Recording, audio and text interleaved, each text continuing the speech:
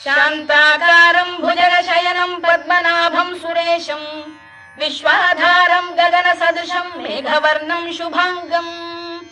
लक्ष्मीकान्तं कमलनयनं योगिधृध्यानगम्यं वन्दे विष्णुं भवभयहरं सर्वलोकैकनाथम् मेघश्यामं पीतकौशेयवासं श्रीवत्साङ्कं कौस्तुभोद्भासिताङ्गम् पुण्योपेतं पुण्डरीकायताक्षं विष्णुं वन्दे सर्वलोकैकनाथम् नमः समस्तभूतानामादिभूताय भूभृते अनेकरूपरूपाय विष्णवे प्रभविष्णवे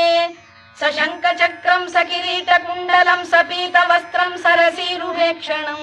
सहारवक्षस्थलशोभिकौस्तुभं नमामि विष्णुं शिरसा चतुर्भुजम् छायायां पारिजातस्य हेमसिंहासनोपरि